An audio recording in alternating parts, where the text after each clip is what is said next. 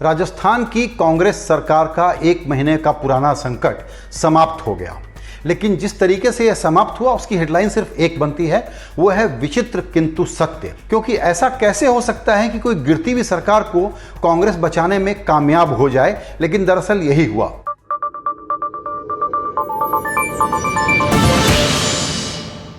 सचिन पायलट का ग्रुप इस बात के लिए मान गया कि वो पार्टी में बना रहेगा। इसके लिए प्रियंका गांधी, राहुल गांधी, सोनिया गांधी से सचिन पायलट की मुलाकात हुई। आश्वासन दिया गया कि उनकी शिकायतों पर ध्यान दिया जाएगा।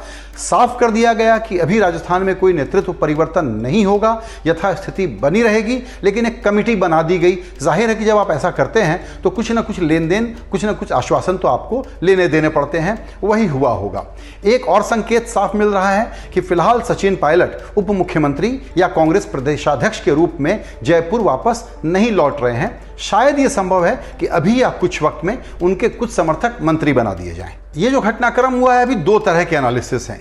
एक एनालिसिस ये है कि कांग्रेस ने सरकार बचाने के लिए एक बहुत ही अप्रत्याशित सा एक्शन अपनी तरफ से दिखा दिया, अच्छी बात है।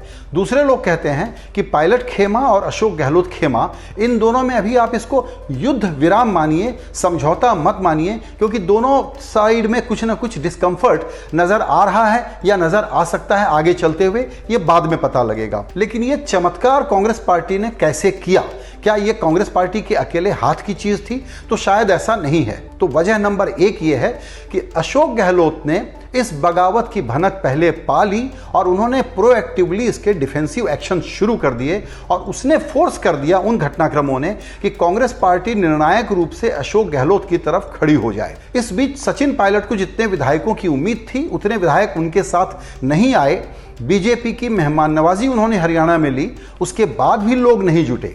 चमत्कार यह भी हुआ कि राज्यपाल ने डिले कर दिया सेशन बुलाना अशोक गहलोत के कहने के बावजूद, और उसके बाद यह लगा कि दरअसल बीजेपी को अब समय मिल गया, सचिन पायलट को समय मिल गया कि अपने लोगों को वो तोड़ लें। लेकिन वो भी नहीं हो पाया।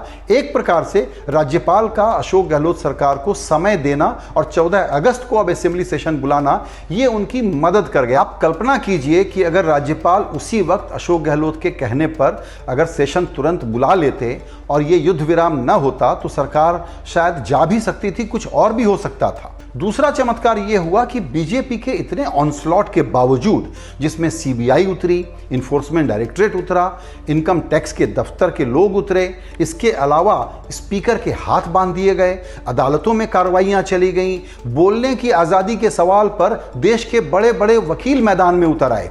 तो जो बीजेपी अगर तय कर ले और उनकी मशीन फिर किसी भी सरकार को सत्ता पलट के लिए जानी जाती है, उनका गेम बीजेपी का राजस्थान में नहीं चल पाया। ये भी एक बहुत बड़ा विचित्र किंतु सत्य वाला तथ्य है।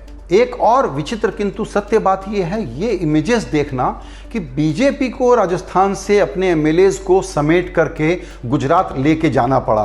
कहाँ तो ये होता था कि कांग्रेस या विपक्ष की किसी भी सरकार गिरानी है तो बीजेपी के लोग जब अपना ऑपरेशन चालू करते थे तो विपक्षी पार्टियां अपने एमएलए को समेटती हैं और उनको रिजॉर्ट में इकट्ठा करती हैं, एक शहर से दूसरे शहर घुमाती हैं। लेकिन यहाँ बीजेपी को जब अपने एमएलएज को लेके जाना पड़ा तो ये बात पिछले हफ्ते साफ हो गई थी कि अशोक गहलोत अपने एमएलएज को एकजुट रखने में कामयाब हो गए हैं और दूसरी तरफ नंबर नहीं बन पा रहा है। इसमें एक और बड़ा ट्विस्ट है।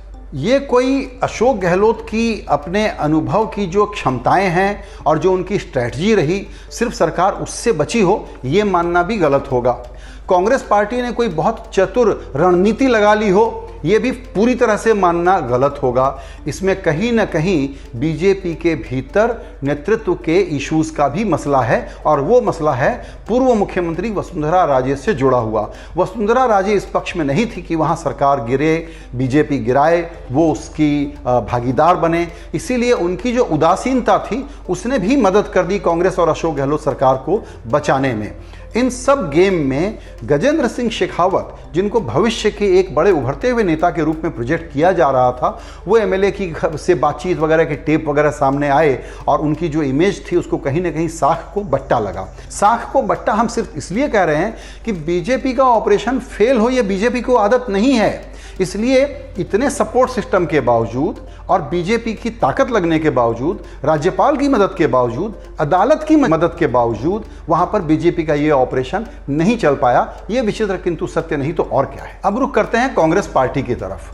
कांग्रेस पार्टी लगातार अपने पैरों पर कुल्हाड़ी मारने के लिए और निर्णय रखने के लिए और बीजेपी के खिलाफ कोई बहुत बड़ी कहानी बना करके अपनी मैसेजिंग कर पाने में नाकामयाबी के लिए जानी जाती है। ऐसे में अशोक गहलोत ने जिस प्रकार की लड़ाई लड़ी, उसने एक छोटा सा विंडो दिया है, एक छोटी सी अपॉर्चुनिटी दी है कांग्रेस पार्टी को कि कांग्रेस यहाँ से ये नैरेटिव खड़ा कर सके कि बीजेपी किसी भी कीमत पर कुछ भी कर लेगी। ये कहानी बहुत पक्की कहानी नहीं है और राजस्थान में हमने ये नाकाम करके दिखा दिया। अपनी पार्टी के जो बहुत परस्पर प्रतियोगी नेता हैं उनको साथ लेकर के, छोटा छत्रप बड़ा छत्रप, उनको लेकर के हम साथ चल सकते हैं। लेकिन कांग्रेस इस जो छोटा सा विंडो मिला है, इस अवसर का फायदा उठा पाएगी, इस बारे में लोगों को एक स्केप्टिसिज्म है उनके बारे में, क्योंकि अभी भी कांग्रेस पार्टी अपना वो पूरी स्क्रिप्ट लिख पाना, उस नैरेटिव पर नियंत्रण कर पाना, ये नहीं हो पाया है। इस कहानी में कांग्रेसियों के लिए एक बात निकली है, प्रियंका गांधी की बढ़ी हुई भूमिका।